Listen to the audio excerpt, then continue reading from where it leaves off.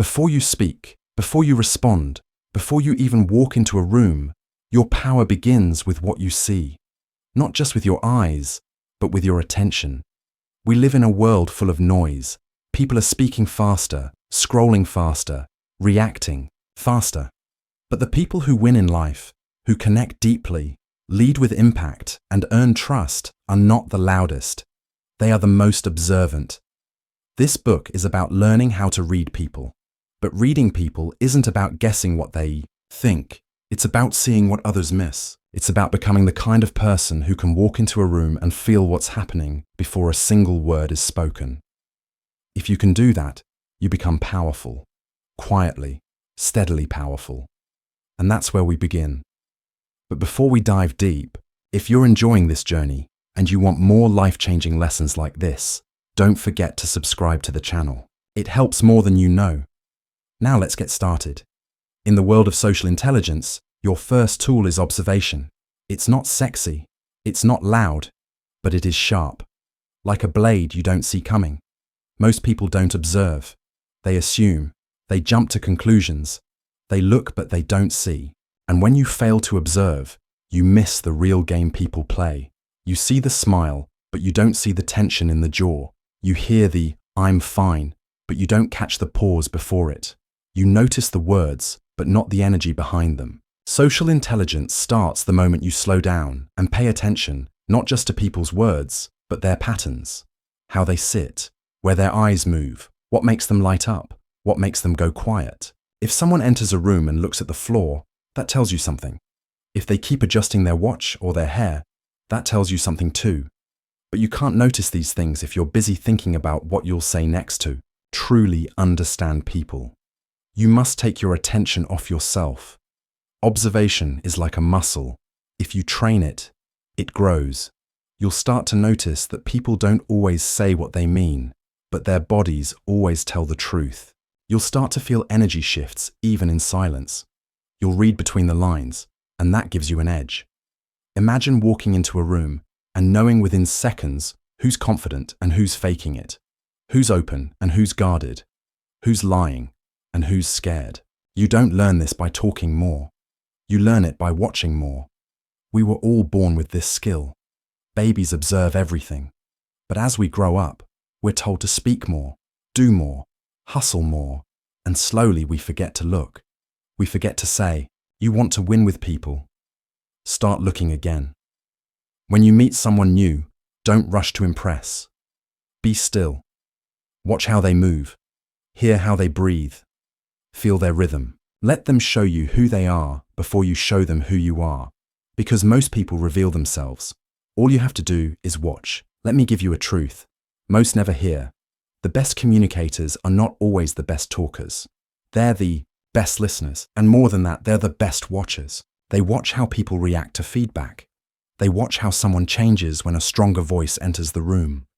They notice when someone interrupts or stays silent too long.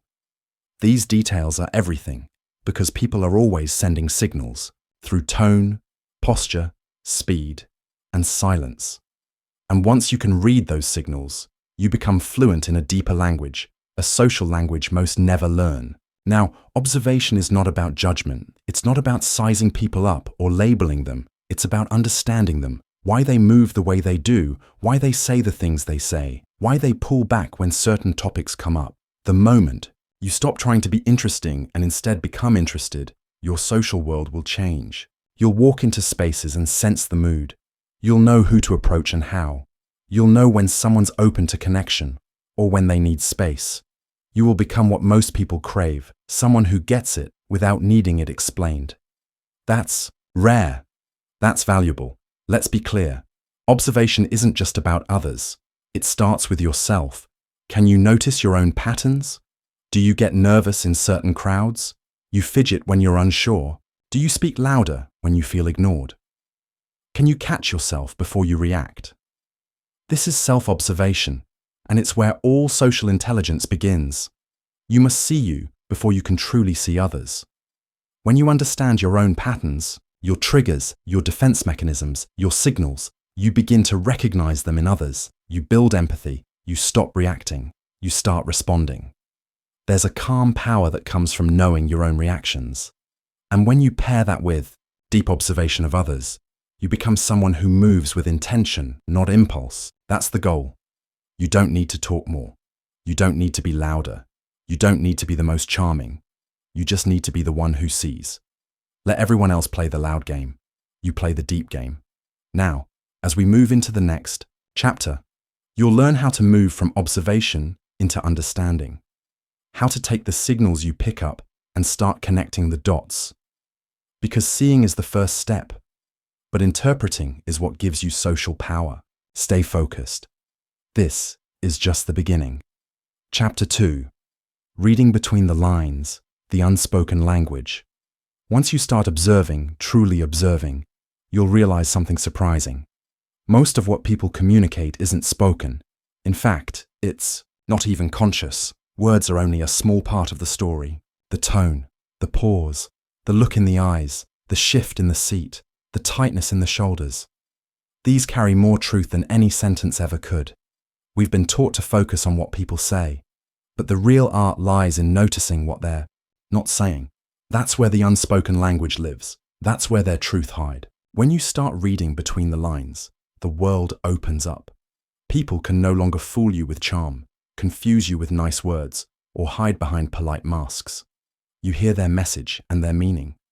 You feel their tension, even in their smile. You notice the emotion behind the words, not just the words themselves. Let me take you deeper. Imagine someone says, "I'm fine." Simple, short, clear. But their eyes are looking down. Their voice sounds flat. Their hands are clenched. Now, what do you believe the words or the signals behind them? This is where most people miss the mark. They only listen to words. But social intelligence means listening to everything. The words, the tone, the face, the body, all of it speak. Let's say someone laughs at a joke, but their smile doesn't reach their eyes. That's a sign. Or someone says they're excited, but their shoulders drop when they speak. Another sign.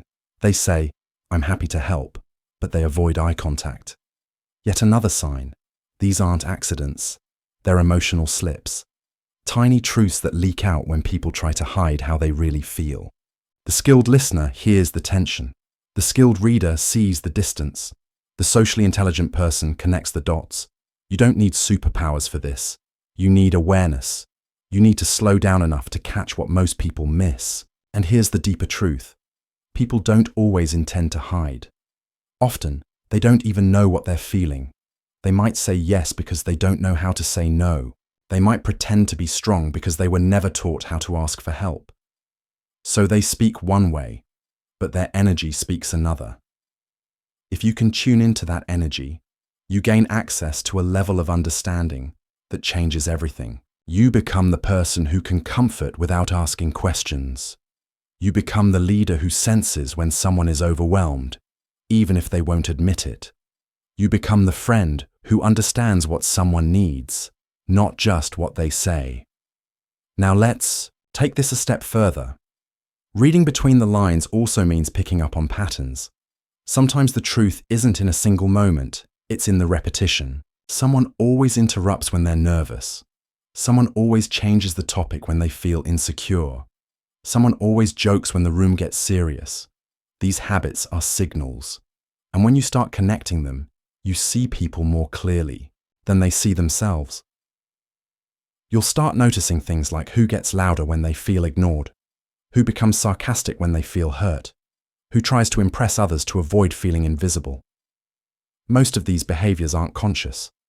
They're survival strategies, learned patterns people picked up to protect themselves. But now those same patterns are revealing their inner world to you. And with that insight, you gain a rare power, the ability to respond, not react. Let me explain. When someone lashes out, most people react with defense or anger, but the socially intelligent person steps back and asks, what's underneath this reaction? Maybe it's fear, maybe it's shame, maybe it's exhaustion. Once you recognize the emotion beneath the behavior, your entire response shifts. You don't get pulled into the chaos. You speak to the emotion, not just the behavior. And that's how you build trust. People open up to those who make them feel understood. You can't fake that. You earn it. And you earn it by reading between the lines, by proving through your presence that you see them, not just hear them. Now, here's something powerful. Sometimes the most important message someone sends you is silence. That silence after a question. That silence when the room is full of laughter, but their eyes are distant. That silence when they could speak but don't. Most people run from silence. They fill it with words, with jokes, with anything. But silence is a space where truth lives. A person's silence may say, "I don't feel safe here," or "I don't think you'll understand," or even, "I don't have the words yet." If you can sit in that silence without rushing it, you give someone the gift of space. And that gift builds connection. True social intelligence isn't about controlling conversations. It's about creating spaces, safe spaces, where people feel seen, heard, and held, even when they don't know how to express themselves. That's the power of unspoken language. Let's talk briefly about mirroring. Mirroring is when someone subtly matches another person's tone, posture, or facial expression. This happens naturally when people feel connected. You'll see two friends leaning in the same way, smiling at the same time, even breathing in sync. When you observe this, it tells you something. There is trust between them. There is flow. There is a bond. But you can also use mirroring intentionally. If someone is speaking softly and slowly and you gently mirror that pace, you make them feel more comfortable. You show them without words that you're with them, not against them. Mirroring done with care builds trust, but it must be subtle. If it feels forced, it becomes manipulation and trust disappears. The goal is always connection, never control. Now let's bring this home. When you read between the lines, you begin to understand people from the inside out. You stop taking things personally. You stop reacting to surface behavior. You stop getting fooled by polished words or fake smiles. Instead, you listen to energy. You read emotion. You feel truth. And when you speak into that truth. You don't try to fix people. You don't try to win them. You don't try to impress them. You try to understand them. And in this world, that's rare. That's powerful. That's magnetic. As you develop this skill, your relationships will shift. Some people will be drawn to you because they finally feel seen. Some people will avoid you because they can't hide anymore. That's okay, let them. You're not here to chase people. You're here to build real connection with those ready to meet you at that level. In the next chapter, we'll explore how to use this understanding to respond with confidence, clarity, and care, even in high stress or emotionally charged situations. Because once you can read between the lines, your words gain weight.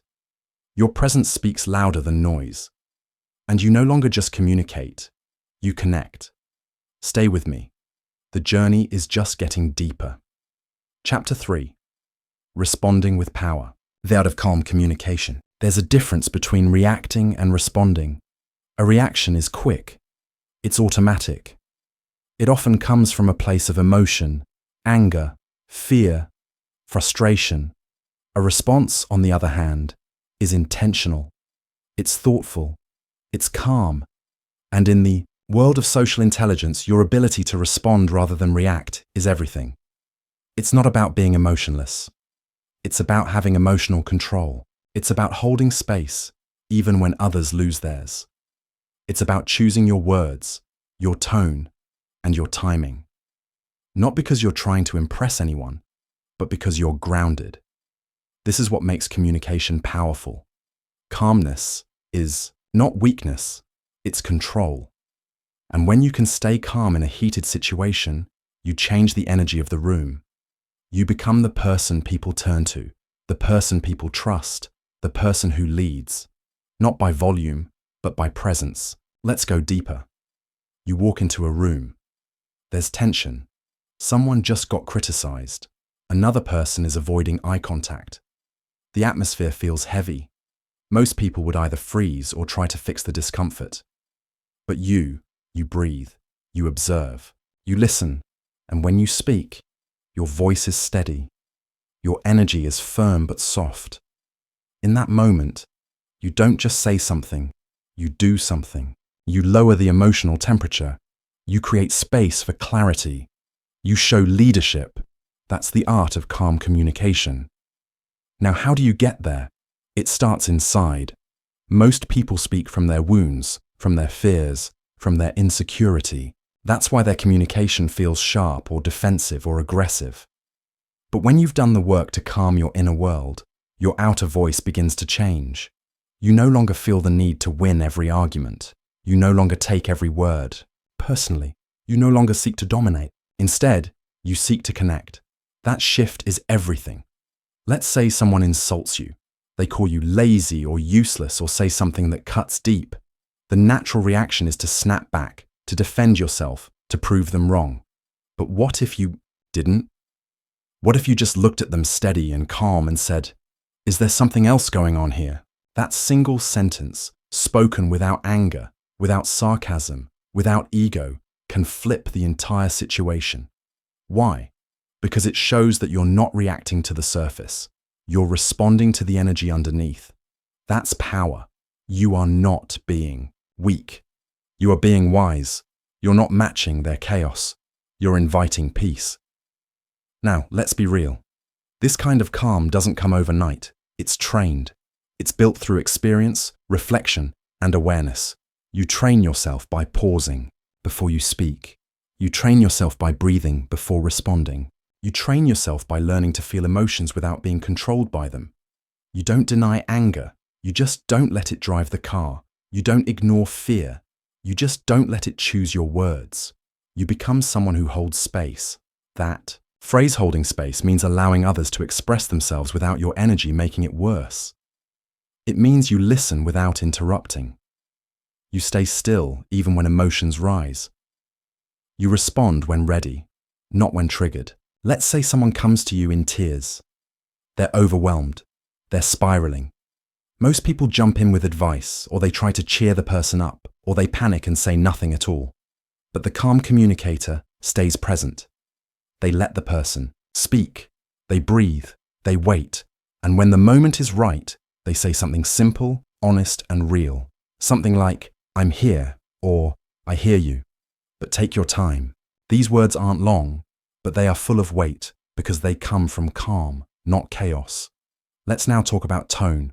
Your tone matters more than your words. You can say, "I'm fine," in a tone that sounds angry, tired, joyful, or fake, and the listener will always believe your tone over your words. That's why calm communication isn't just what you say, it's how you say it. Slow your speech. Breathe through your words. Let your voice carry warmth, not tension. When you speak slowly and clearly, people feel safer around you. They open up more. They listen better. They trust deeper. And the opposite is also true. Speak too fast, too loud, too sharp, and people pull back. They become defensive. They prepare to protect themselves. Your tone is your energy. Guard it. Well, let's go further. In communication, silence is also a tool. Sometimes saying nothing speaks the loudest. You don't have to fill every gap. You don't have to rush to reply. You don't have to prove your point every time. Sometimes a pause is more powerful than a punchline. That pause gives people space to think, to feel, to breathe. And when you allow silence, you allow depth. This is especially important in conflict. When someone is angry or upset, don't match their fire with fire. Let them speak. Let them release. And then when they've burned through their words, you step in calm and you say only what's needed.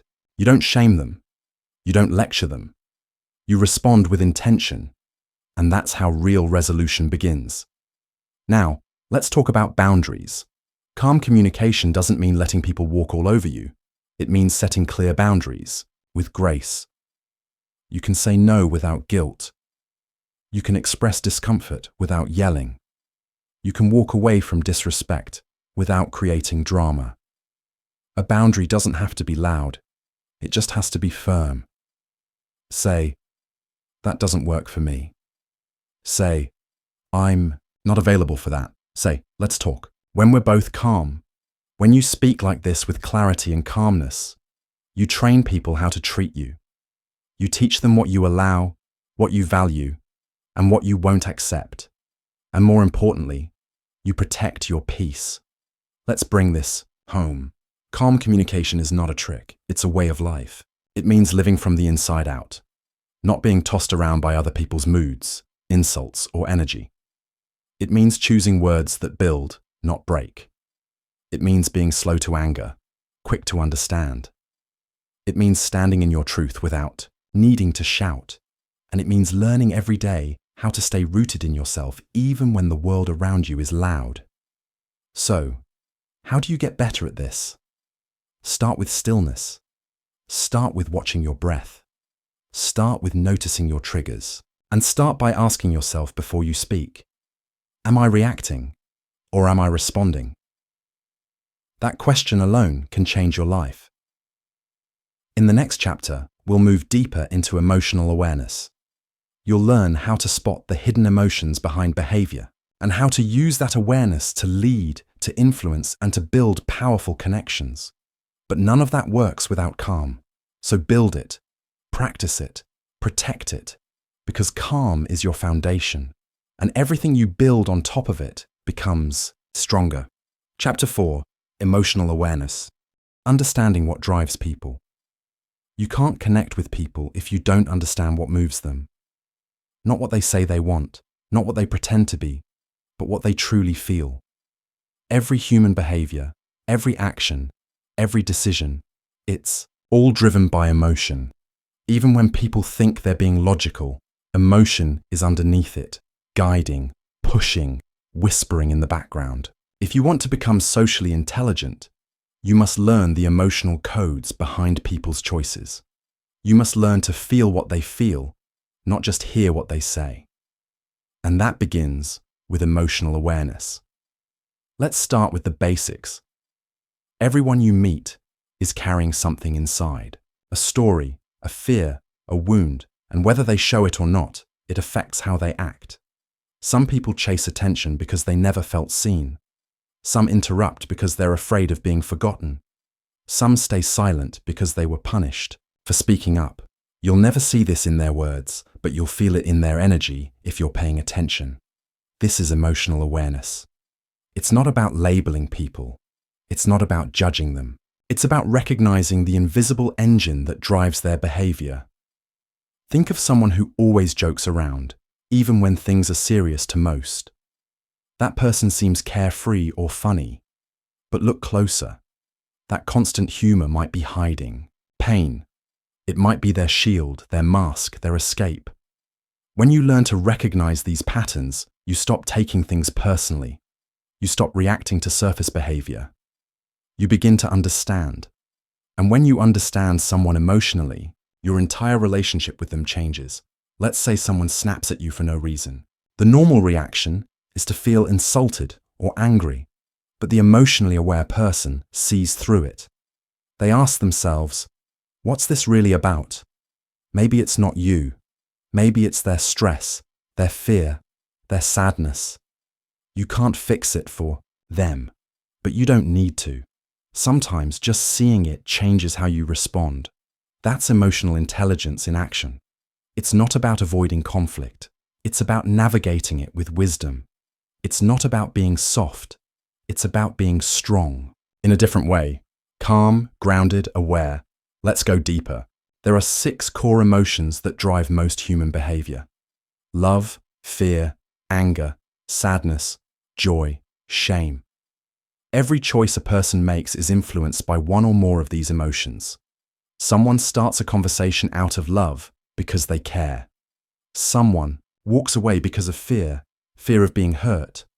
Someone lashes out in anger because they feel disrespected.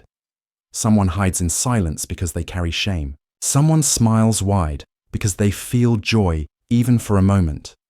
Someone lies because sadness makes the truth too painful. Now, when you learn to recognize which emotion is at play, you gain a new kind of vision. You don't just see people, you feel them. Let's take an example. A colleague at work is constantly critical. They point out small mistakes. They seem to enjoy finding flaws. To most, they're just annoying. But an emotionally intelligent person looks deeper. Maybe that person feels invisible at home. Maybe they grew up only receiving love when they were perfect. So now they try to control others because they never learned how to feel safe. You're not excusing their behavior. You're explaining it. And in that space of understanding, you respond differently, not to their mask, but to their emotion. This doesn't mean you have to fix everyone. It doesn't mean you have to take responsibility for their emotions. It means you move from reaction to recognition, from frustration to understanding. Emotional awareness also means knowing when someone's behavior is really about you. Sometimes it is. Sometimes you did hurt them. Sometimes you were insensitive. And if you're emotionally intelligent, you'll recognize your own impact too. That requires humility. That requires listening, not just defending. That requires checking in with yourself, your tone, your timing, your words. Because emotional intelligence starts with you. You can't read others if you can't read yourself. You can't lead others if you can't lead yourself. And you can't care for others if you've never learned to care for your own emotions. Let's talk about that. Most people were never taught how to deal with their emotions. They were taught to hide, to suppress, to perform. Be strong. Don't cry. Get over it. These phrases created generations of emotionally blind people. But not you. You're waking up. You're learning. You're becoming aware. And now you begin to see that emotions are not the enemy. They are messengers. They're trying to tell you something about what matters, about what hurts, about what needs healing. Once you start listening to your own emotions, you begin to see the emotions in others with new eyes. You see that anger is often just sadness, wearing armor. You see that arrogance is often just fear wearing a crown. You see that distance is often just a wound hiding from rejection. This kind of awareness gives you power not to manipulate, but to connect, not to control, but to understand, not to dominate, but to build trust. People don't want to be judged. They want to be known. They want to feel safe. They want to be seen without having to explain everything. If you can give that to someone, if you can see their emotion and not flinch, if you can hold space without pushing, if you can meet their energy without losing yours, you become unforgettable. Not because of your looks, not because of your charm, but because of how you made them feel. And emotional awareness is how you do that. Now, how do you build this skill? You start with silence, with listening, with asking yourself, what's really going on here? You slow down, you observe, you feel, you ask, what's the emotion under this behavior? And you respond to that emotion, not just the words. You practice empathy, you reflect often, and you learn to speak into people's hearts, not just their ears. It takes time. It takes patience. But once you build this awareness, your relationships become deeper. Your communication becomes clearer.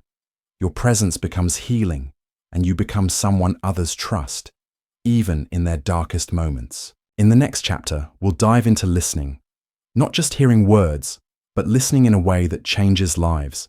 Because now that you understand emotion, you're ready to learn the skill that unlocks real connection. Stay with me. We're going even deeper. Chapter 5. The Gift of Listening.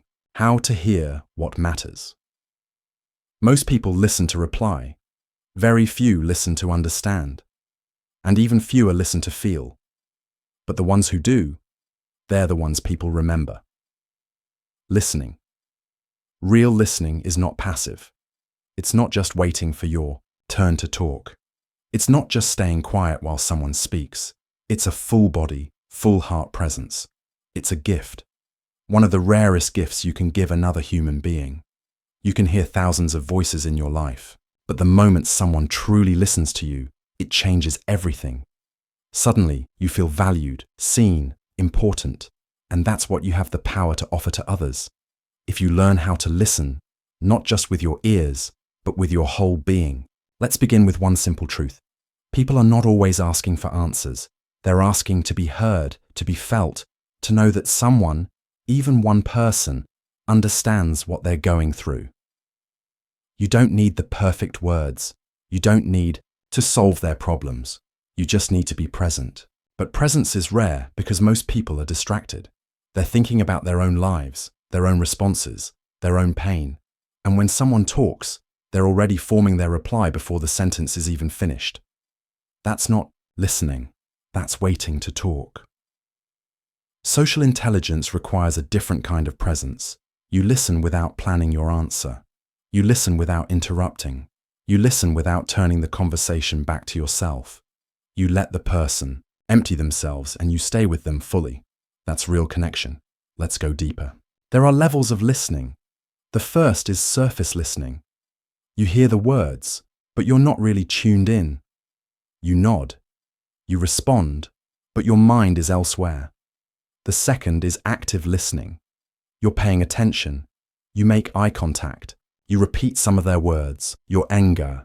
The third is sympathetic listening. This is where true connection happens. You don't just hear the words, you feel what they're feeling. You pick up on tone, emotion, silence. You listen with your heart.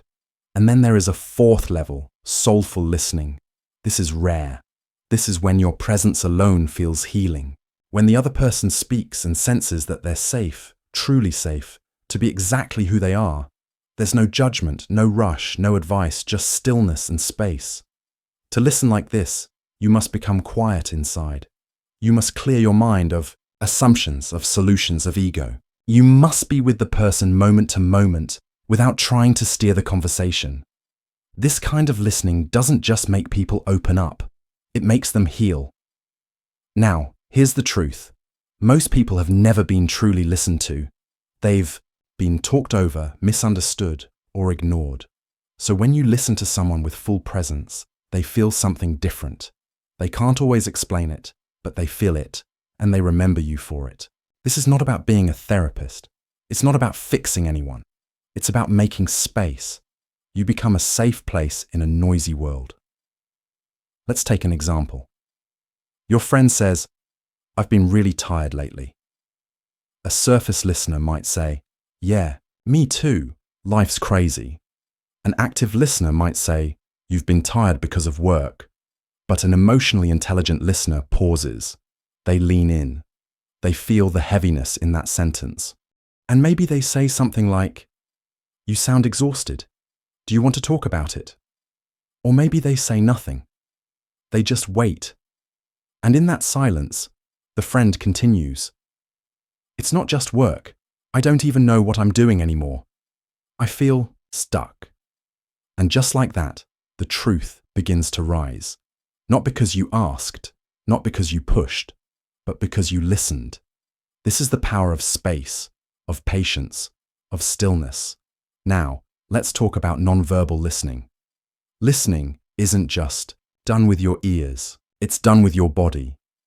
Your eye contact says, "I'm here." Your posture says, "You matter." Your silence says, "Take your time." The way you tilt your head, lean in slightly, nod gently. It all signals safety. It tells the other person that this is a place they can speak without fear, but it must be real. Fake interest is worse than no interest. Don't pretend to care. Be real. Even if you can't fully understand someone's experience, you can respect their emotion. You can honor their honesty. You can hold their words with care. This doesn't mean letting someone talk endlessly while draining your energy. It means setting boundaries with kindness. But in those moments where someone is opening up, give them your best attention, because that's when it counts the most. Let's also talk about listening in conflict. Most people don't listen during an argument. They defend. They attack. They wait for their turn to prove they're right. But social intelligence means listening even when emotions are high. You pause, you breathe, you ask, what are they really trying to say? Sometimes a person shouts, "You never care about me." But what they're really saying is, "I feel alone." Sometimes someone says, "You always disappoint me." But what they mean is, "I'm scared to trust again." When you can hear the emotion behind the words, your response changes. Instead of fighting back, you create space for the truth to come out. You might say, I can hear that you're hurt. Let's talk. Or, I didn't realize you felt that way. Tell me more. This is powerful communication. This is leadership. And this is how relationships heal. One more thing. Sometimes listening is about listening to silence. When someone doesn't speak, that doesn't mean nothing is happening. Sometimes the deepest feelings come with no words. They pause. They look down. They try to speak but can't. Stay there with them. Don't rush. Don't fill the space. Let the silence speak. Sometimes a person doesn't need your answer. They need your presence. And sometimes you don't need to understand everything to be effective. You just need to care enough to be still. Let's bring this chapter home. Listening is not a soft skill. It is a power skill, a leadership skill, a connection skill. It changes how people feel around you. It changes how much they trust you. And it changes how you show up in every part of your life. You become the kind of person people confide in, the kind of person people respect, the kind of person who doesn't just talk well but listens even better. In the next chapter, we'll learn how to ask powerful questions. Questions that open hearts, reveal truths, and deepen your relationships like never before. But remember, before questions come presence, before clarity comes silence, and before trust comes listening. Chapter 6. Ask better questions. Unlocking deeper human connection. Great conversations don't begin with great answers. They begin with great questions. The right question asked at the right time can open someone's heart. It can unlock a story they've never told. It can reveal a truth they didn't know they were holding inside. Most people ask questions to get information, but the emotionally intelligent person asks to build connection, to create space, to go deeper, to understand. It's not about being nosy. It's not about digging for drama. It's about showing someone they matter by caring enough to ask the kind of questions that say, I want to know the real you. Let's begin with this truth. Shallow questions lead to shallow connection, but deep questions, gentle, honest, patient ones, can lead to moments people never forget. Think of a time someone asked you a question that made you pause. Not because it was complicated, but because it touched something inside you. That's the kind of question we're talking about here. Let's break it down. There are two kinds of questions. The first is closed. Are you okay? Did you eat? Did you go to the event? These questions usually get short answers. Yes, no, maybe. They're fine for basic conversation, but they rarely open people up. Then there are open questions. How are you feeling about everything lately? What's been weighing on your mind recently? What's something you haven't said out loud, but want? These kinds of questions invite the other person to explore themselves. They don't push, they pull. They say, let's go deeper if you're ready. The key is not just to the words, it's your energy behind them. Are you truly present when you ask? Do you have time to listen if they open up? Are you prepared to hold what they share? If yes, then ask with your full presence. Sometimes, the most powerful question is simple. What's your story? And then silence, stillness, space. Let them tell it how they want. No pressure, no judgment, no need to fix, just witness it. The way someone responds will tell you more about their life than 1,000 facts ever could. Let's go further. Good questions aren't about sounding smart. They're about being genuinely curious. Not curious like a detective trying to catch someone. Curious like a friend trying to know someone. People can feel the difference. Ask what brings you peace these days. Or when do you feel most like yourself? Or what's something you used to believe but don't anymore? These aren't questions for small talk. These are questions for connection. And connection is what most people are starving for. Now timing matters. Don't ask deep questions in shallow moments. Don't rush people into their emotions. Wait, watch, sense. If the moment feels safe, ask. If not, listen instead. Trust your intuition. And remember, some people take longer to open up. That's okay. Don't push. Just plant the seed. Sometimes a good question sits quietly in someone's mind for days, and then when they're ready, They come back to you with the answer. That's a sacred thing. Let's also talk about follow-up questions. Many people ask one question and then move on. But the real magic is in the follow-up. Someone says, "Yeah, I've been overwhelmed lately."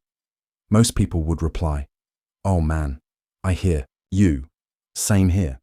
But you say overwhelmed with "what if you don't mind sharing?" And then they speak again. And maybe you say, "That sounds heavy. How long has that been going on?" Now the conversation has depth. Now it's real. You didn't do anything complicated. You just stayed curious, stayed present, stayed human. That's what people remember. And here's something powerful. Sometimes the question that matters most isn't the one you ask them. It's the one you ask yourself while listening. What are they not saying? What emotion do I feel underneath their words? Do they need comfort, clarity, or just quiet? This internal awareness helps you adjust your questions with care. It helps you respond to the heart, not just the words. Let's talk about tone. Now you can ask the same question in two different ways and get two very different reactions.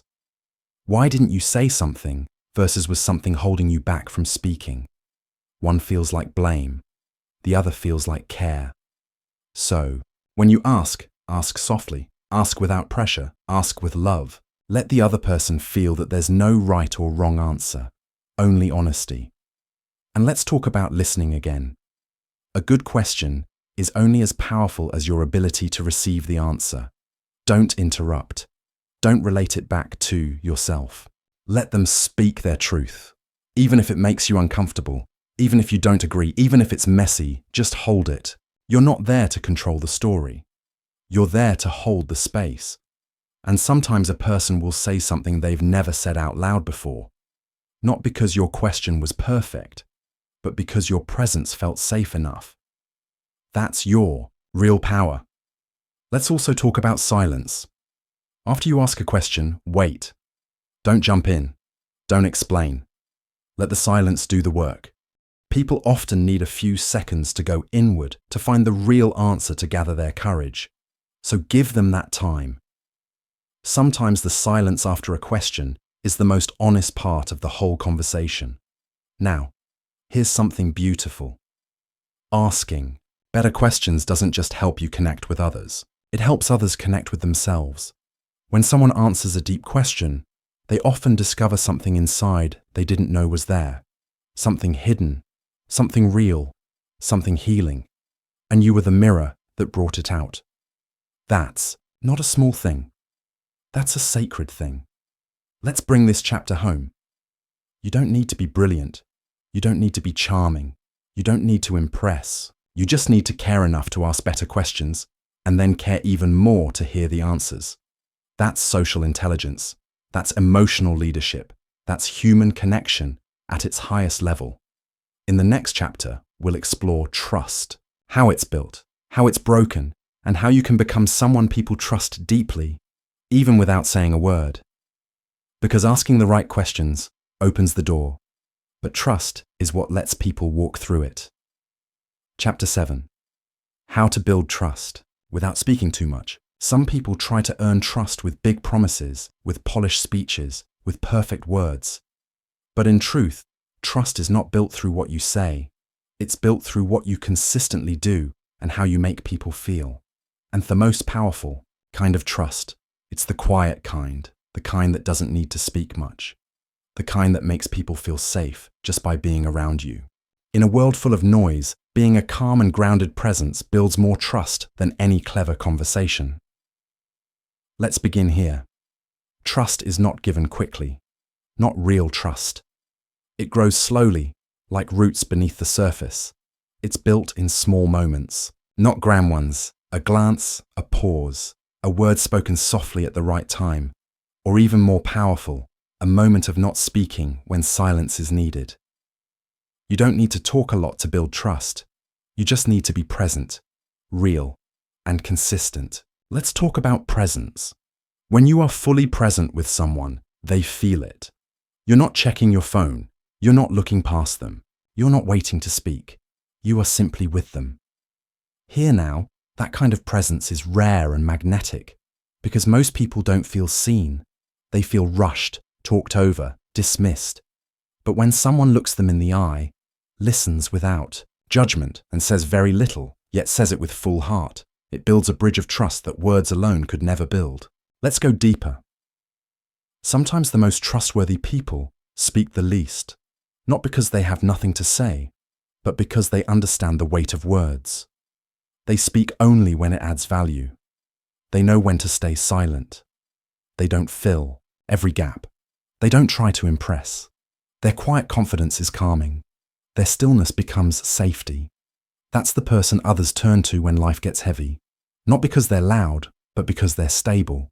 You become that person not by being perfect, but by being honest, grounded, reliable. Let's talk about emotional consistency. People trust those whose energy doesn't swing wildly. If one day you're warm and the next you're cold, people pull back. They don't know who they're dealing with. They start to guard themselves. But if you are steady, even when life gets messy, people feel safe around you. They know what to expect. They know you won't explode or disappear. They know you can handle emotion without reacting from it. But steadiness builds trust, and steadiness doesn't mean being emotionless. It means being emotionally honest without being emotionally chaotic. You can say, "I'm not okay right now," in a calm voice. You can say, "I need a moment," without hurting anyone. You can feel things deeply and still stay grounded. That's strength, that's maturity, that's trustworthiness. Now, let's talk about silence. Silence makes some people uncomfortable. They rush to fill it. They think silence is awkward, empty, or weak. But silence, when held with calmness, can be powerful. It says, "I'm not here to dominate this space." It says, "You can take your time."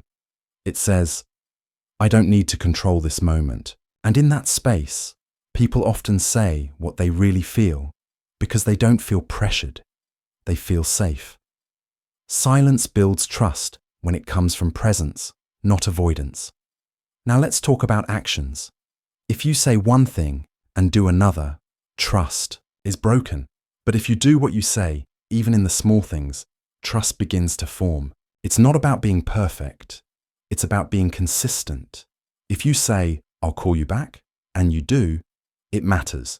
If you say, "I'm here for you," and you are, it matters. If you show up on time, if you remember the details, if you stay calm when others panic, it all adds up because trust is not one big thing. It's 100 small things done right over time. Let's also talk about authenticity. People can feel when you're being real, and they can feel when you're not. You don't need to be impressive. You need to be honest. If you don't know something, say so. If you're unsure, admit it.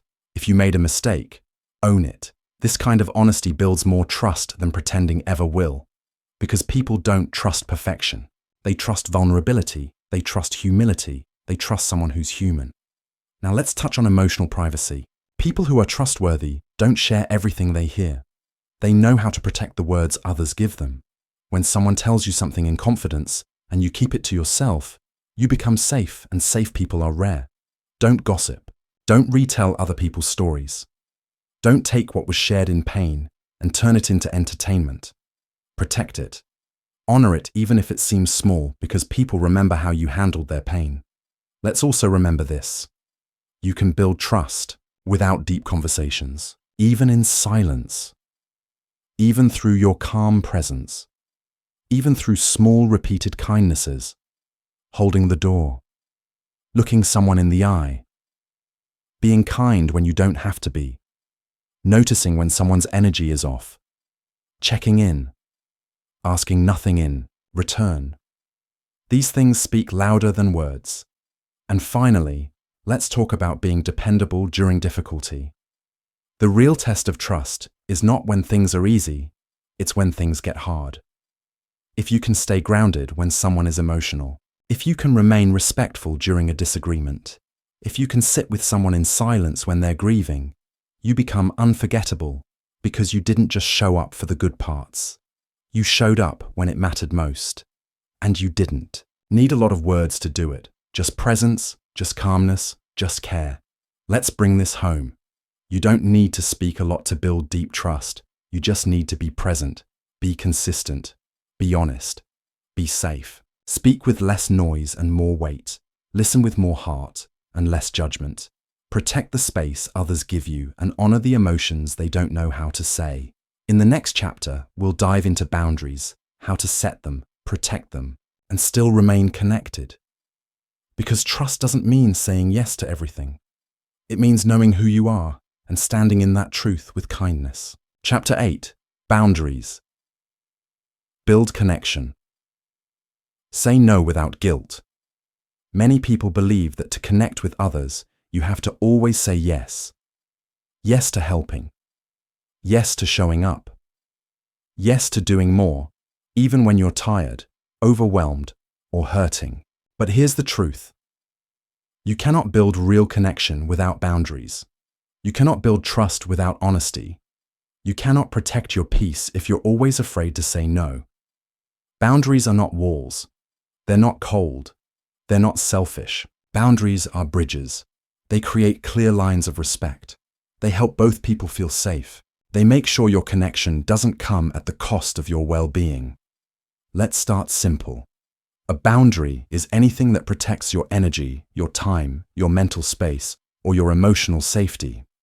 It can be as simple as, I'm not available for that. I need some time alone. I don't like being spoken to that way. I'd rather not talk about this right now. These are not attacks. They're not rejections.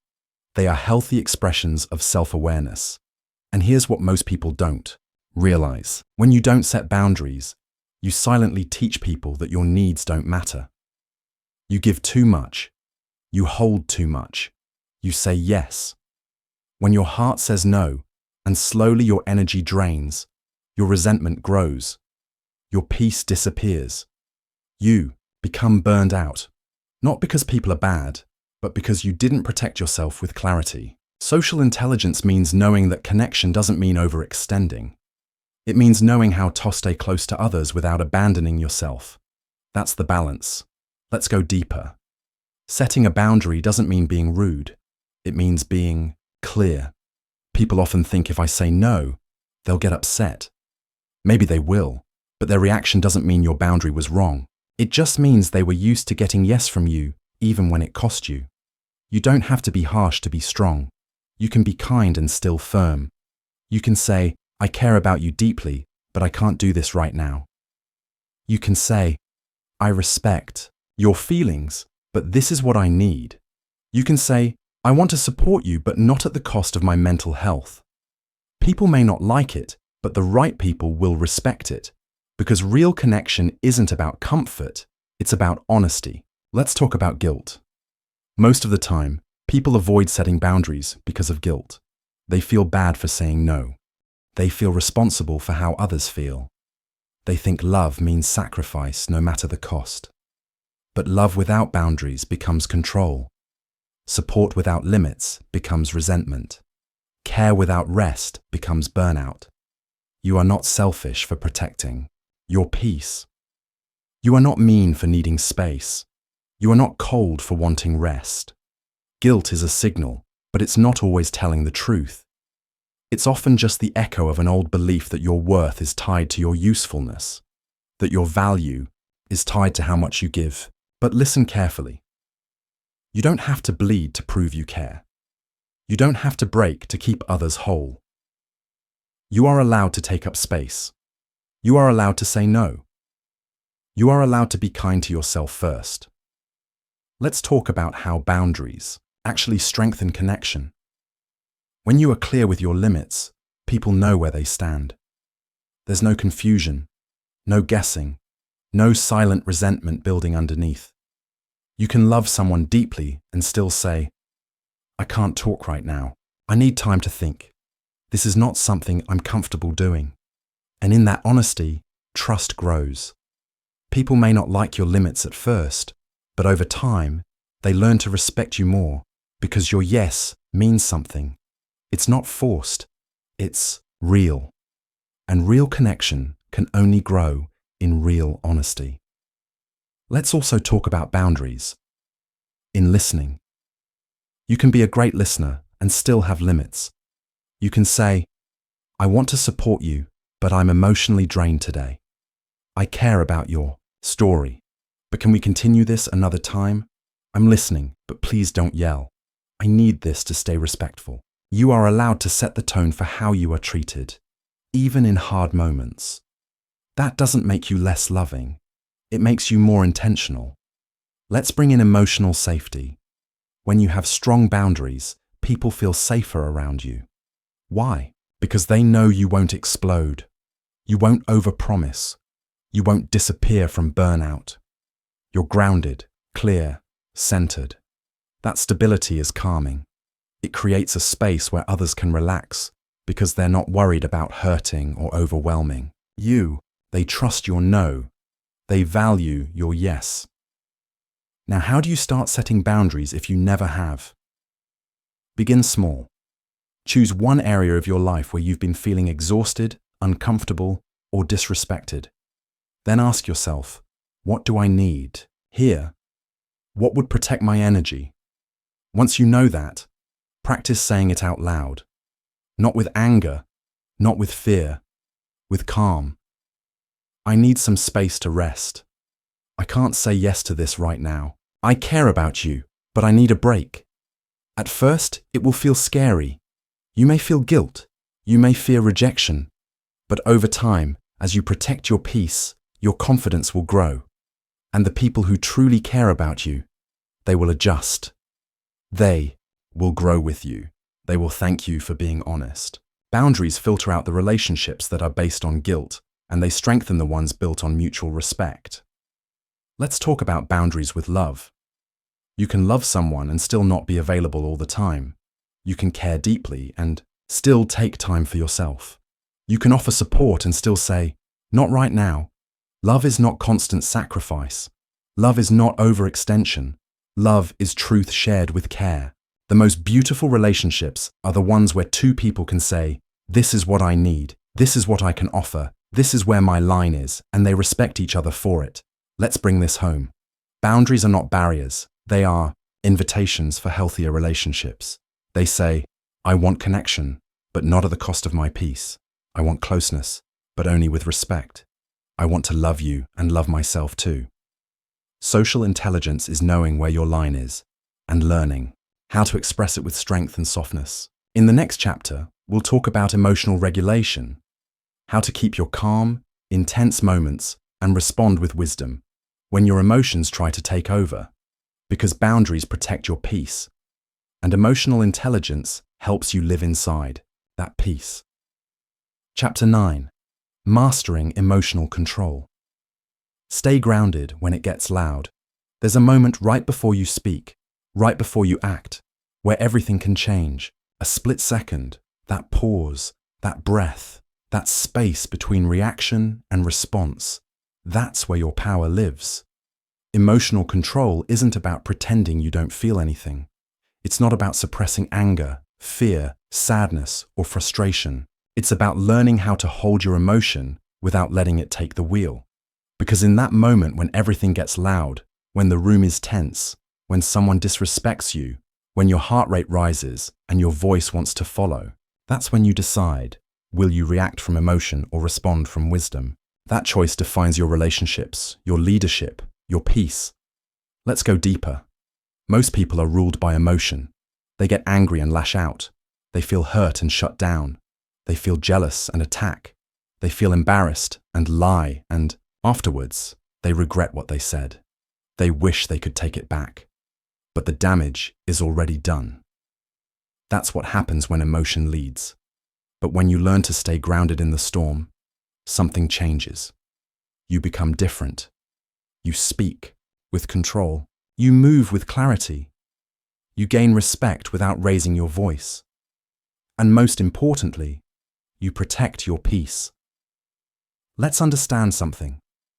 Emotions are not your enemy. They're signals. They're messengers.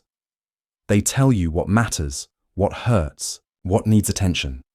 But they are not always truth, and they are not always safe to act on. Emotional intelligence means feeling fully, but choosing wisely. You might feel angry, but you don't explode. You might feel triggered, but you don't blame. You might feel disrespected, but you respond with dignity. That's control. That's maturity. That's power. Let's talk about what that looks like in real life. Someone criticizes you in front of others. Your first urge is to defend, maybe even attack, but you pause. You breathe. You notice the emotion. You feel the heat in your chest, the tightness in your jaw. But instead of reacting, you center yourself and then you say calmly, "Can we talk about that in private later?" Just like that, you change the room. You keep your power. You set a boundary without a war. That's emotional control in action. Let's take another moment. Someone you care about says something hurtful. You feel rejected, unseen. Your instinct is to shut down or to lash out, but you pause. You ask yourself, what's really happening here? Is this about me, or are they speaking from their own pain? You choose to stay present. You ask for clarity instead of attacking. You say, "That hurt. Can you help me understand where that came from?" Now you've shifted from reaction to relationship, from ego to empathy, from chaos to connection. Let's talk about the tools that help you stay grounded in the middle of emotional noise. The first tool is the breath. When your emotions rise, your breath shortens, your chest tightens, your thoughts race. But the moment you slow your breath, you send a message to your nervous system. I am safe. I am in control. I don't have to panic. 3 deep breaths can save you from saying something you'll regret for years. Breathe slowly. Exhale longer than you inhale. Feel your feet on the ground. This is how you ground yourself. The second tool is awareness. Most people are not aware of their triggers. They don't know what sets them off until they've already reacted. But you pay attention. You study yourself. You learn your patterns. Maybe you notice that criticism makes you defensive. Maybe disrespect makes you loud. Maybe silence makes you anxious. When you know your triggers, you prepare for them and you train yourself to pause when they appear. That pause is everything. In that pause, you choose your response, not your programming, not your pain, your presence. The third tool is emotional, naming. This means being honest with yourself about what you're really feeling. Not just "I'm upset," but "I feel insecure right now. I feel misunderstood. I feel ignored. I feel afraid of losing control." Naming the emotion helps you understand it. And once you understand it, it loses power over you. You're no longer a puppet being pulled by invisible strings. You're the one holding the strings. Let's also talk about detachment from the storm. Sometimes you need to remove yourself from the heat to find your balance. That might mean stepping away from a conversation, taking a walk, turning off your phone, getting quiet. This is not weakness, it's wisdom. It's saying, "I care about this relationship too much to respond from anger." It's saying, "I value my peace more than winning this moment." You always have the right to walk away to protect your control. And if the relationship is real, you can return with calmness later. Let's touch on shame for a moment. Many people explode emotionally, and afterwards they feel shame. They say, "I'm sorry, I just lost it." And that apology becomes a cycle. But what they really need is not just regret, they need repair. Repair happens when you say, "I noticed I got triggered. I spoke from emotion, not from truth. I'll do better." This kind of self-awareness builds trust. People don't expect you to be perfect, but they do hope you're honest and working to grow. And here's the most powerful part. When you consistently stay emotionally steady, people feel it. They begin to trust your energy. They know you won't explode. They know you won't withdraw. They know you can handle tension without burning bridges. You become a safe space, not because you're emotionless, but because you're emotionally mature. And that's rare. Let's bring this home. Mastering emotional control is not about becoming a robot. It's about becoming more human, more aware, more intentional. It's learning to sit with emotion without being owned by it. It's learning to speak truth without creating harm. It's learning to stay present when your ego wants to run. That's growth. That's social intelligence. That's real leadership. In the next chapter, we'll explore influence, not manipulation, but genuine grounded influence that helps you lead people, guide situations, and create change without force. Because once you've mastered yourself, you can help shape the world around you. Chapter 10. Quiet Influence. How to lead without push. Leadership is not about having the loudest voice in the room. It's not about control, power, or forcing others to follow you. Real leadership, lasting leadership, comes from influence. And the strongest influence is often the quietest. You don't need to raise your voice to raise the energy in a room. You don't need to command to inspire. You don't need to push people to guide them. True influence flows from within, from your presence, your consistency, your clarity, your calm. When you live in alignment with what you say, people notice. When you treat others with dignity, people listen. When you lead yourself well, others begin to trust your direction. That's influence. Let's begin by breaking a myth. Most people think influence is about charisma, being the most confident, the most charming, the most talked about. But charisma fades, charm wears off, and loud voices often lose impact over time. What remains? Integrity, authenticity, stillness. People trust what they feel more than what they hear. And if your energy is clear, grounded, respectful, you influence without effort. Let's go deeper. Quiet influence is built on emotional credibility. That means when you speak, people believe you because your words match your actions, because you speak from calm, not chaos, because you don't exaggerate or manipulate. When others can predict your character, they follow your lead. Not because you force them, but because they want to. That's the power of trust-driven influence. Think of someone you admire, maybe a teacher, mentor, or leader from your past. Was it their volume that impacted you, or was it their presence, their clarity, the way they carried themselves? Influence is more than speech.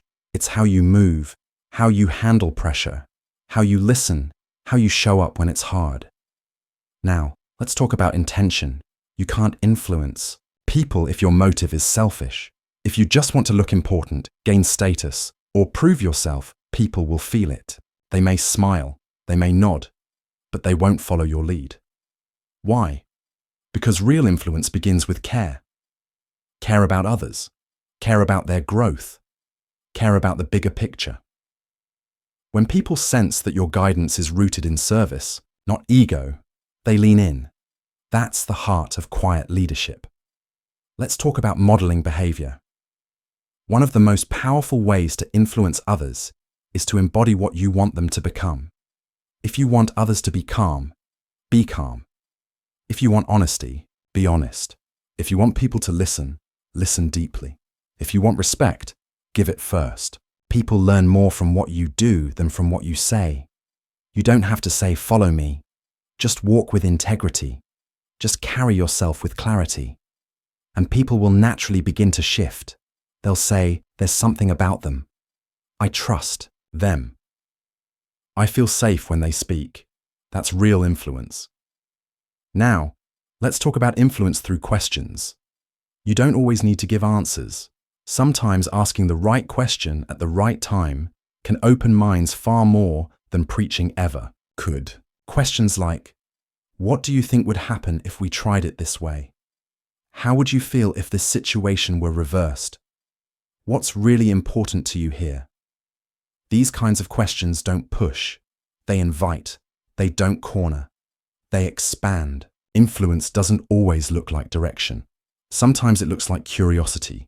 Let's talk about energy. Your energy enters the room before you do. People feel your state, even if you're quiet, even if you say nothing.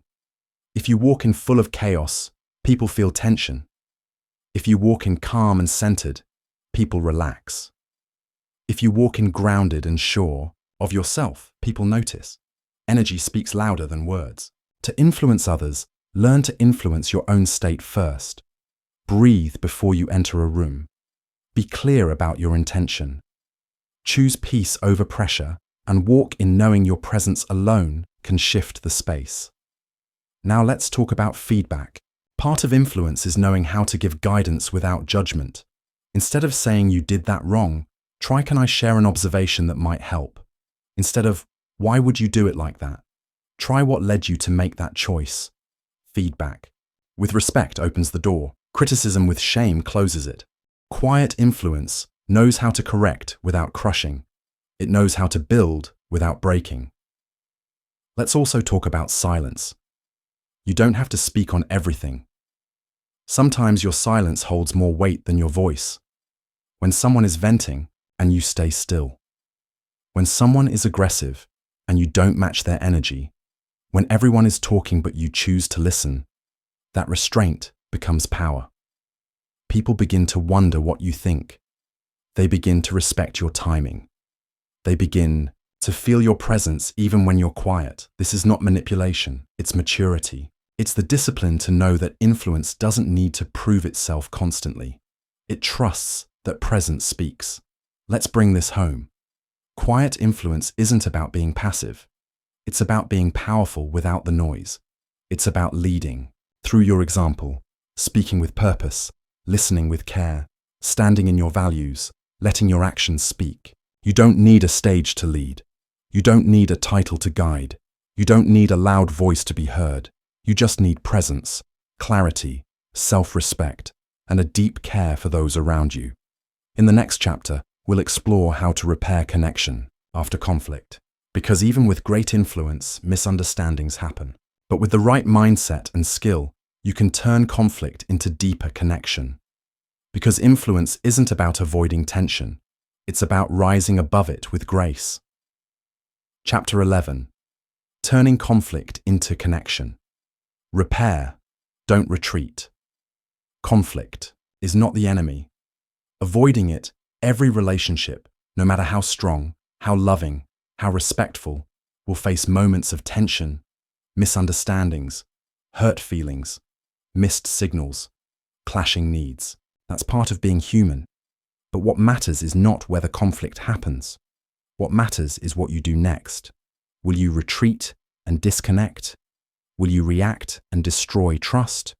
Or will you pause, breathe, and choose repair? Social intelligence means knowing how to handle tension without making it worse. It means knowing how to lean in when everything inside you wants to pull away. Let's begin here. When conflict appears, most people react in one of three ways. They explode, loud voices, blame, anger.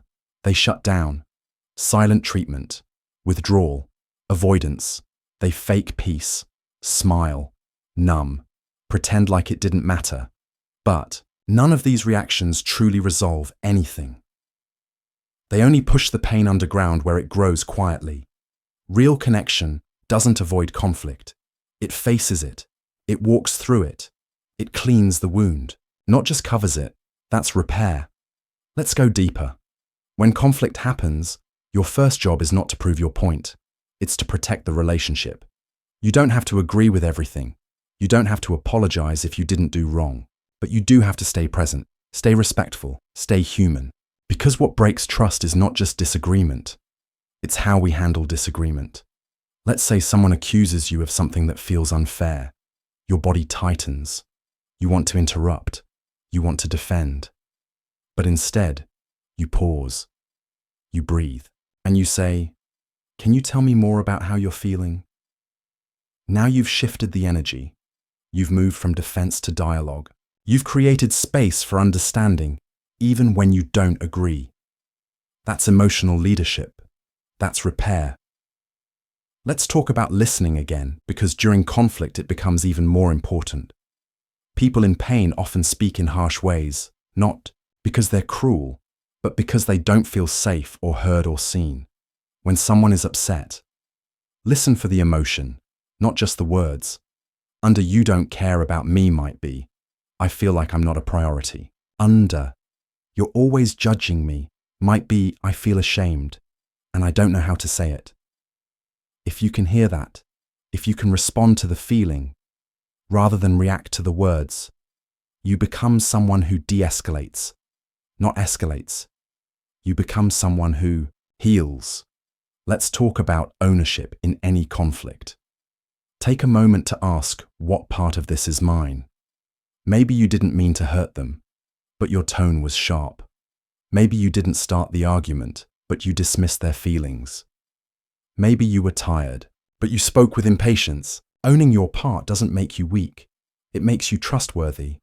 It tells the other person, you matter enough for me to be honest with myself, and that opens the door to mutual respect. You can say, I see how my words landed, and I'm sorry. I didn't mean to make you feel small. That wasn't my intention. I was reactive. Let me try again. These words soften hearts. They don't erase the pain, but they begin to clean it. Now, let's talk about staying calm in the middle of heat. When emotions are high, keep your voice low. When others get louder, slow your speech. When someone presses you for answers, take a breath before replying. You don't need to match the chaos. You hold steady. You stay rooted. This doesn't mean you allow disrespect. It means you respond with dignity. You can say, I want to have this conversation, but I need it to stay respectful. I hear your frustration and I'm here, but I won't yell. This models emotional maturity, and it teaches others how to relate with more care. Let's now talk about the repair conversation. After the storm passes, you need to come back and tend to the wound. This is where real connection grows. You might say, that conversation was hard, but I'm glad we had it. I've been thinking about what you said. I want to understand you better. Notice none of these are about being right. They're about being real. You're saying this relationship matters, more than my ego. You don't have to force deep talks. You don't have to unpack everything in one moment, but a small act of repair goes a long way. A hand on the shoulder, soft, I'm here. A note, a call, a moment of presence. These things rebuild bridges. Let's also talk about when repair isn't easy. Sometimes the other person isn't ready. They may still be guarded, still angry, still hurt. That's okay. But pair is an invitation, not a demand. You don't chase. You don't beg. You don't manipulate. You stay available. You stay open, and you give them space. Some wounds need time. Some walls need patience. But your steady, grounded energy over time becomes the signal that it's safe to return. And when they do, don't make them pay for the silence. Welcome them with grace. Begin again. That's connection. That's love in action. Let's bring this home. Conflict will come. That's not the failure. The failure is when we allow pride, ego, or fear to stop us from healing the connection. But you now know better. You can pause. You can breathe. You can listen without reacting. You can own your part. You can open the door to repair. Because real social intelligence isn't about avoiding hard moments.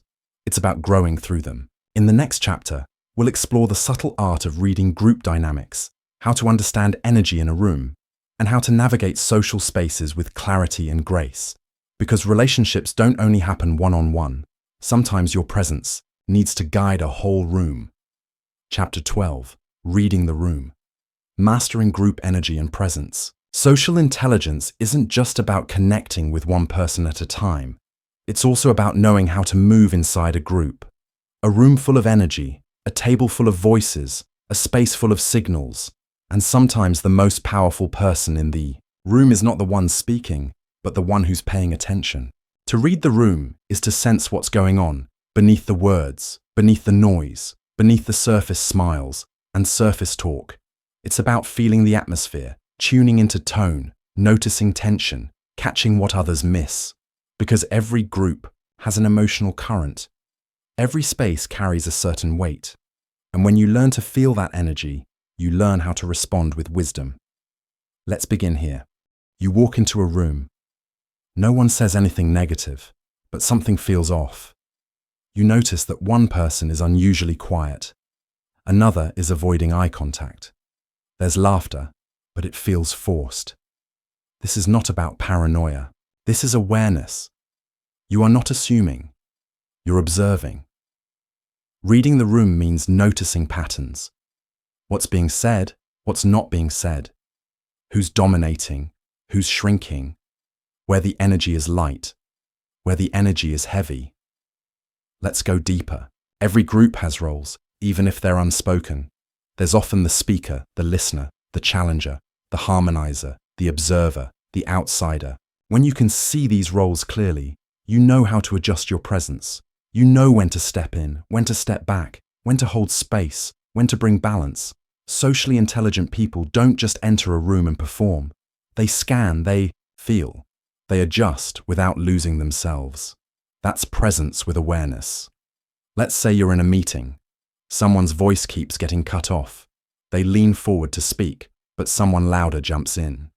You notice, and maybe you say, "Let's hear what she was about to say." Just like that, you shift the dynamic. You make space. You give someone else their voice back. That's leadership without ego. That's power without force. Reading the room also means being aware of emotional temperature. Is the room warm, light, relaxed, or tight, cold, defensive? You can feel it in posture, in the way people respond or don't, in how close or distant everyone sits, in whether laughter comes easily or not at all. Once you read that, ask yourself, what does this moment need? Not how do I take the spotlight, but how can I serve this space wisely? Sometimes that means bringing lightness. Sometimes that means slowing down. Sometimes that means naming the tension, and sometimes it means doing nothing. Just being still, listening, holding space. Let's talk about adapting without performing. To read the room doesn't mean you lose yourself. It doesn't mean becoming fake or overly agreeable. It means adjusting your energy while staying aligned. If the space is loud and fast, maybe you ground it with your calm. If it's tense, maybe you soften it with a small act of care. If someone's being ignored, maybe you give them space to speak. This isn't about controlling the room. It's about balancing it. You become the quiet stabilizer, not the center, but the compass. Let's talk about reading silence in a group. Silence doesn't always mean peace. Sometimes it means fear. Sometimes it means discomfort. Sometimes it means people are waiting for someone brave enough to go first. If a tough topic is brought up and everyone goes quiet, read the silence. Do people look down? Do they fidget? Do they freeze? That's not nothing. That's a signal. You don't have to fill every silence, but you can name it with care. You can say, "Seems like this hit something real. Let's take a moment." Or, "I can feel some tension here. Let's slow down." That kind of emotional honesty clears space. It earns trust and it helps others breathe again.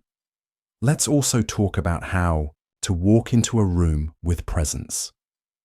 Before you enter any group space, center yourself. Ask, what energy do I want to bring? What energy does this space need? Then adjust your posture. Open your chest. Soften your face. Slow your breath. Be present. You don't have to be the loudest. You don't have to impress. Just be rooted. Be real. Be respectful. And people will feel you. Presence doesn't need volume. It needs intention.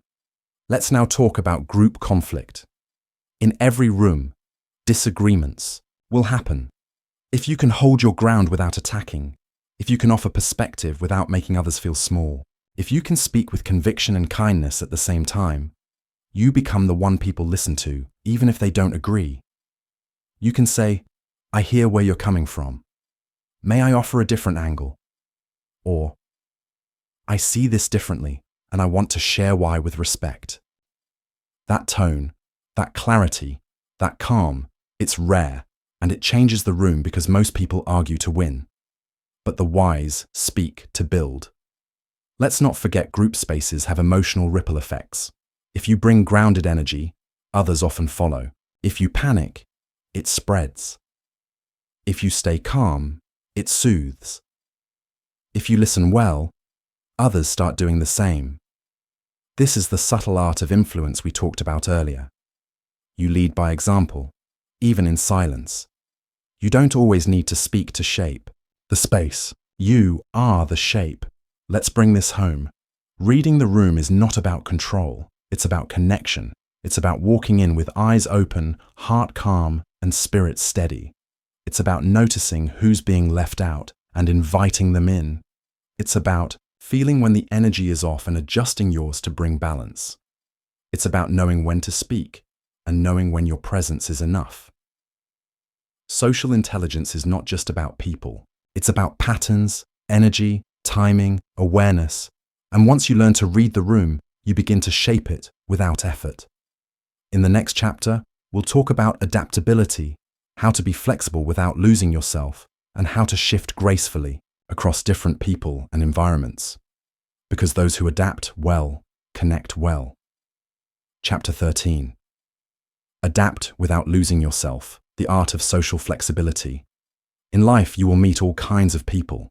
Some loud, some quiet, some kind, some difficult, some open, some closed. You'll enter different rooms, different cultures, different environments, and the ability to move through all of them with grace is a superpower.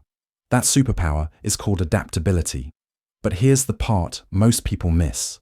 Adaptability is not about changing who you are. It's about adjusting how you show up without letting go of your core.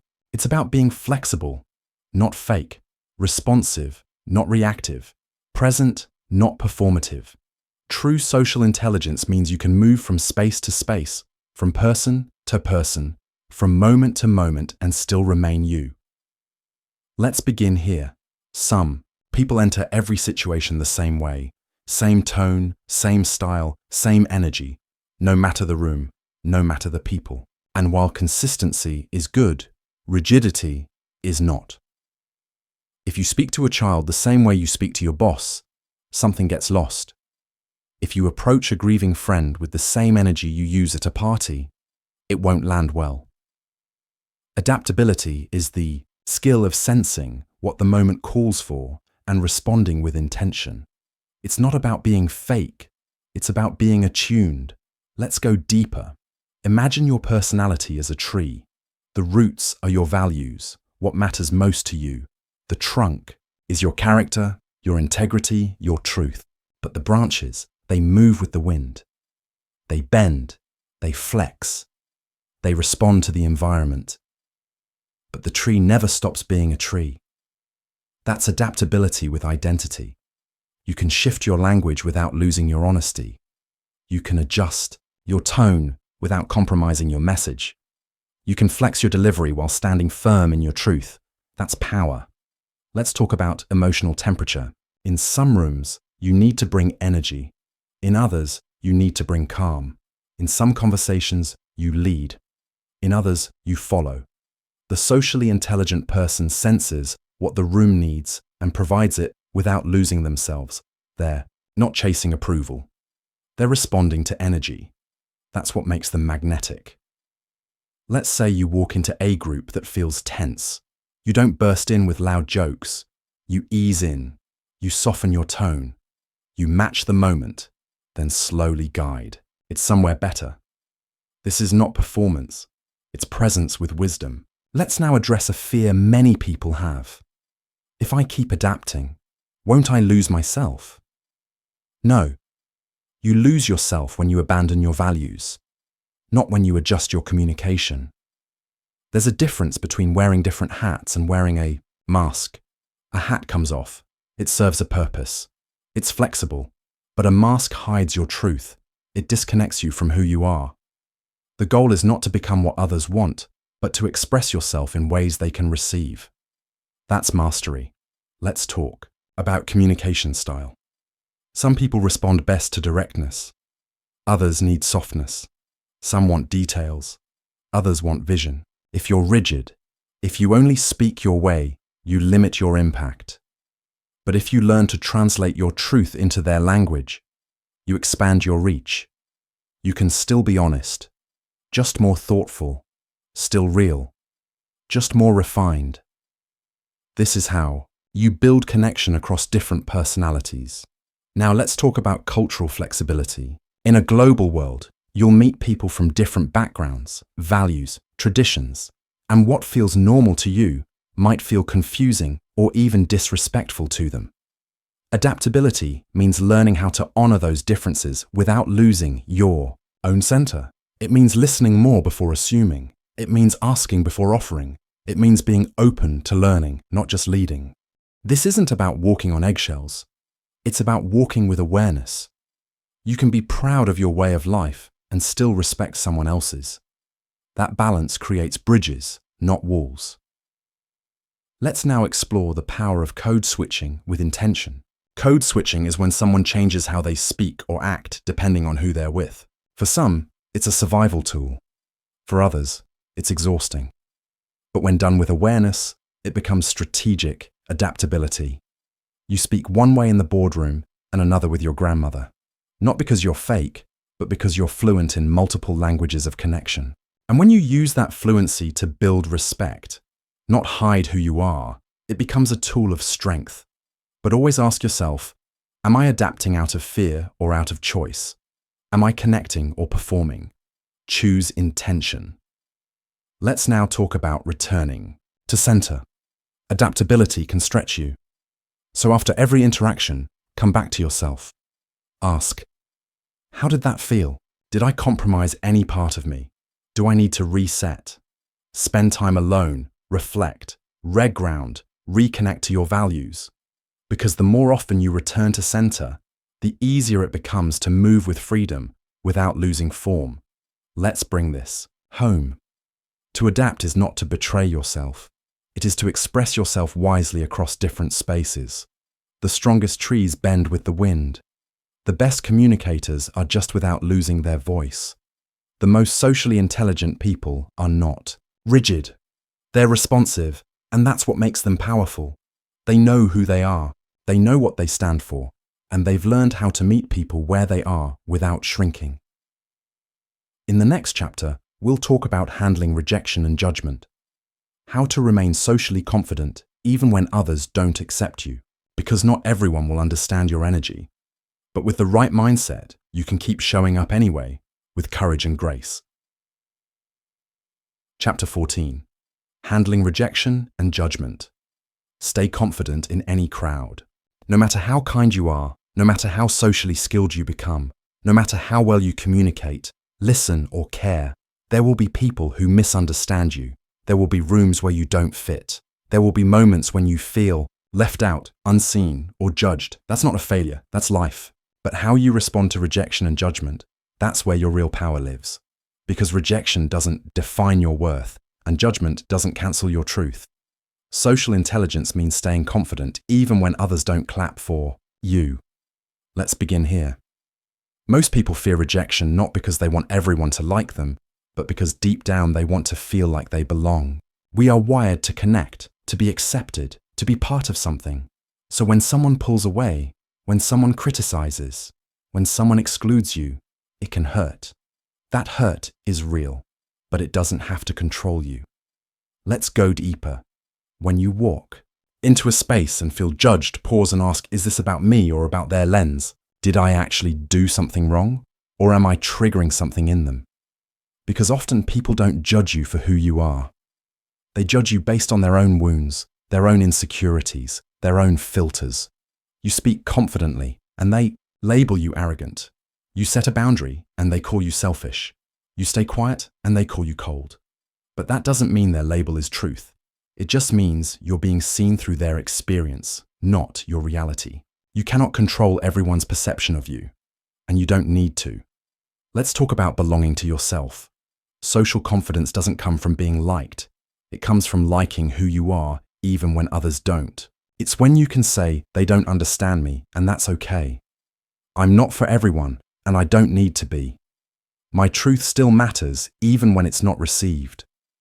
This is what keeps your confidence alive when judgment tries to shrink it.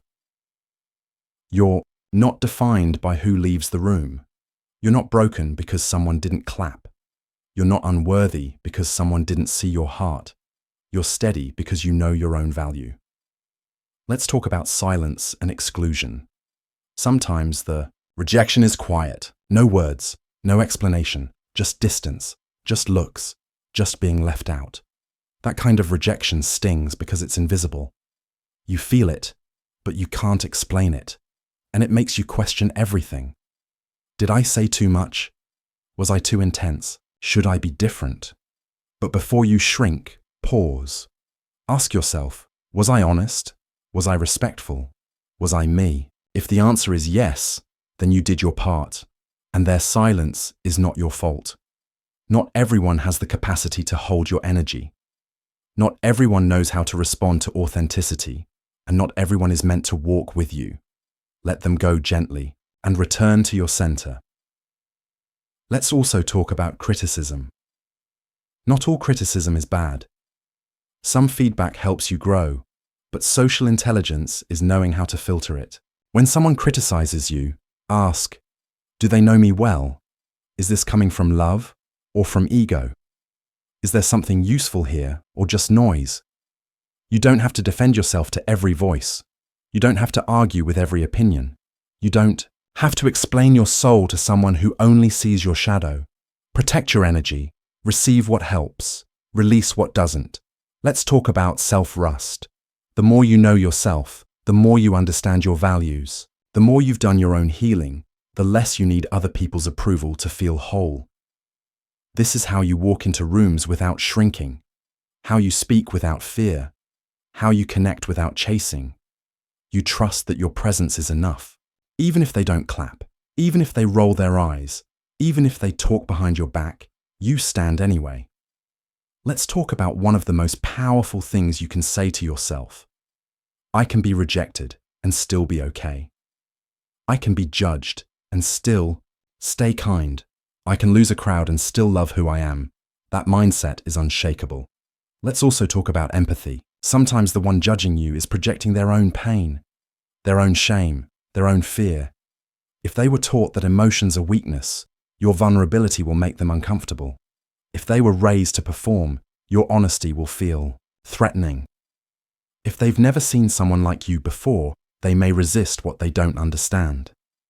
This doesn't excuse their behavior, but it helps you release the need to take it personally.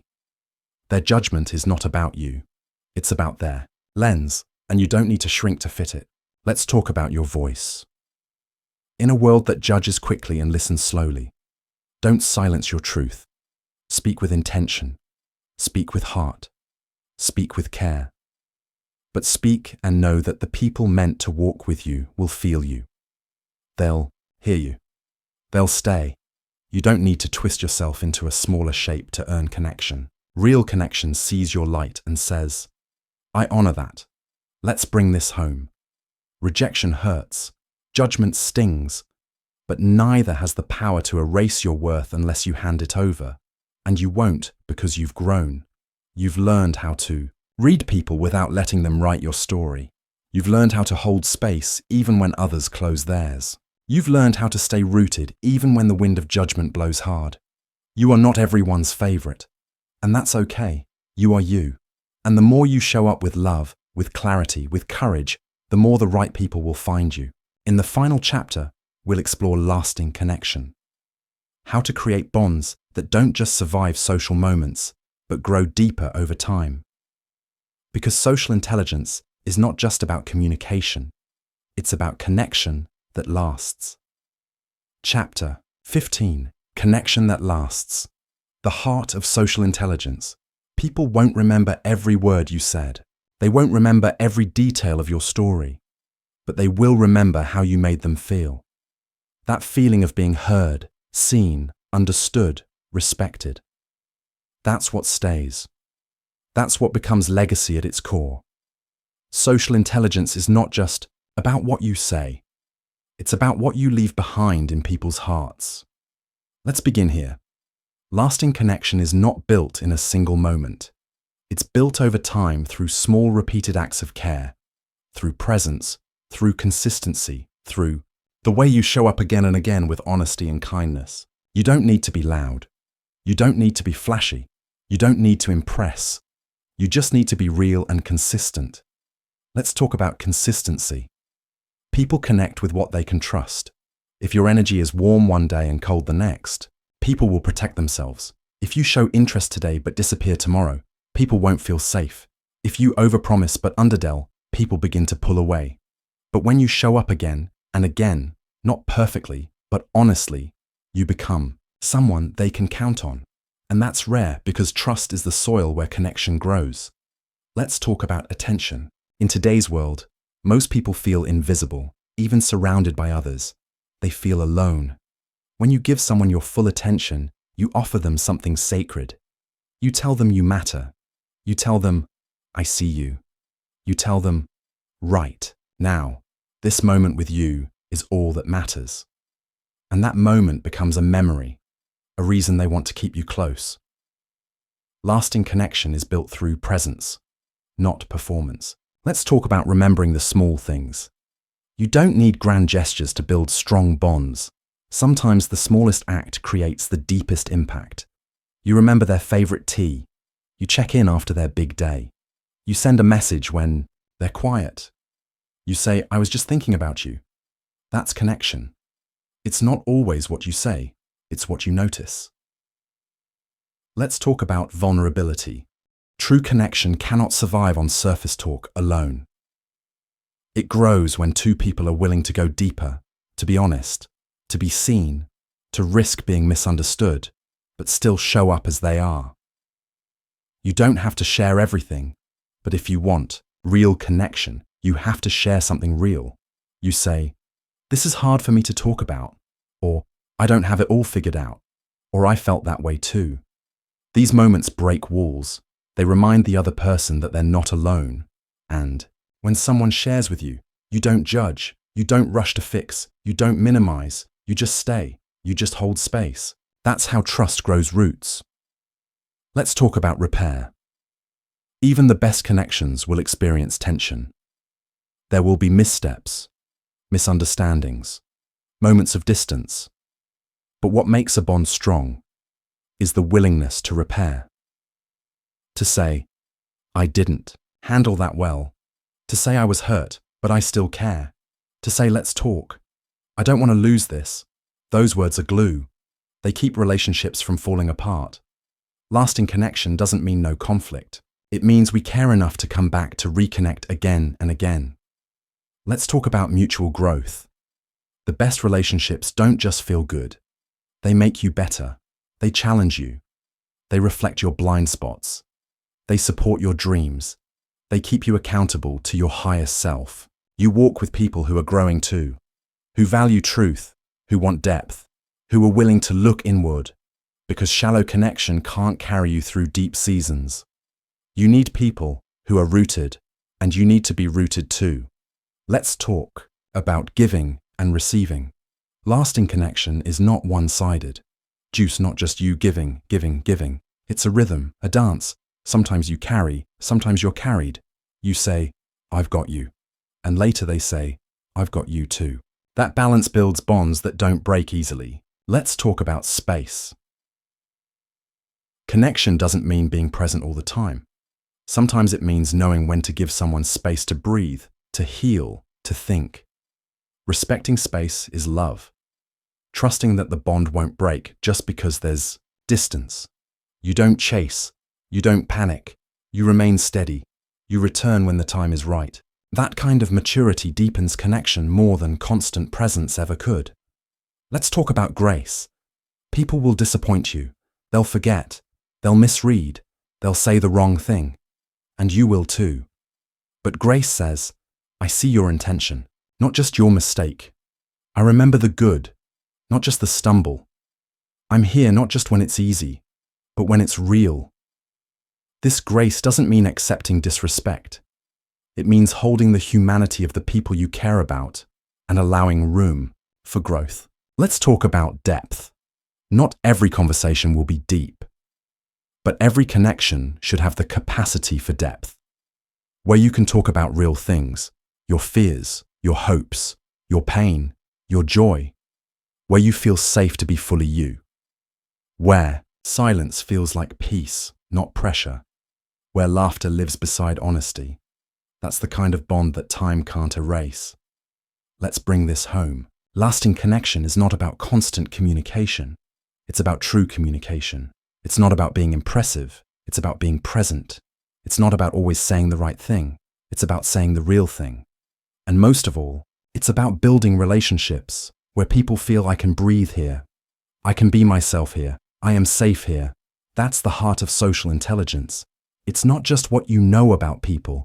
It's how you treat them, how you see them, how you show up again and again. So take this wisdom with you. In every room you enter, be present, be calm, be honest, be kind. Not because it guarantees applause, but because it guarantees that when someone does remember you, they remember peace, they remember care, they remember warmth. And that kind of legacy never fades. This is the end of the book, but the beginning of something deeper in you. Go forward, lead with presence, connect with care,